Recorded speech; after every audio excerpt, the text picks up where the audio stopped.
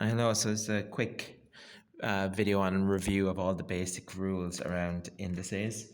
So let's look at the first rule. So the terminology I'll be using following is this would be a base number, this would be an indice. So 2 is the base number, 3 is the indice. Sometimes the indice is called a power. Okay, so 2 to the power 3, or 2 with an indice of 3, or in the case of if it has a 2 or a 3 as its indice, squared or cubed are also used. Okay, so all indice rules really revolve around the base numbers. All these rules require that the base numbers are the same. A lot of them do. Some of them, there are some exceptions. So I'll show you an example. Let's say you have 2 cubed and you want to multiply it by 2 to the power of 4. Now, you could use a calculator to do this, or if you want to get the answer using indice rules, you keep the base number, and because we're multiplying the two base numbers together, that means we just add the indices. And that works backwards as well.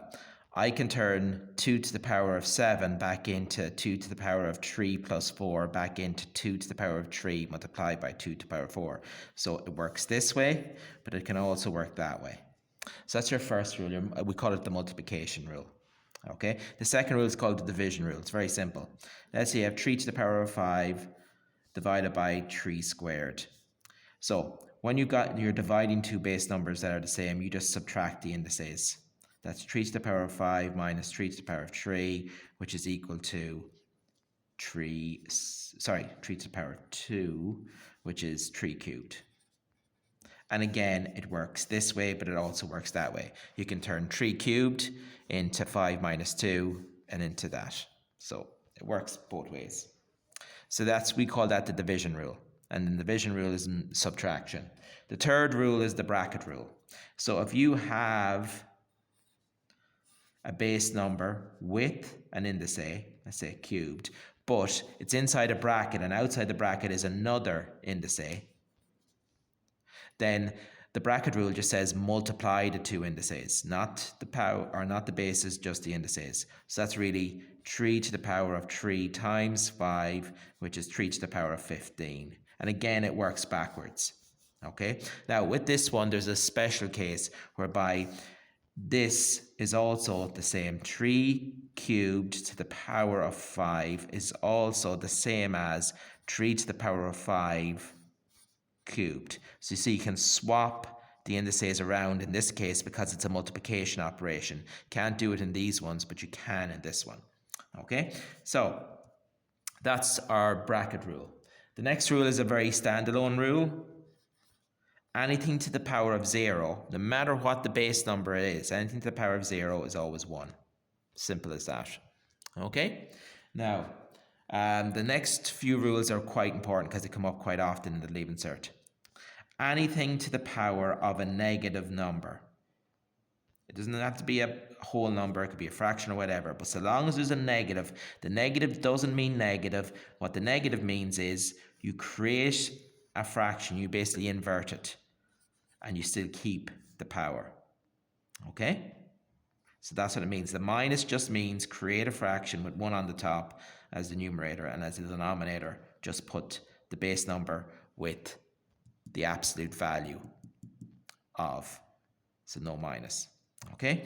The next rule is a harder rule to remember. It's the fraction rule. The fraction rule really means a root. Now, it doesn't always mean the square root. Whatever is the bottom, the numerator of the power's fraction, that sits in the little v. So that does mean square root now. And the little 3 stays on the shoulder of the base number.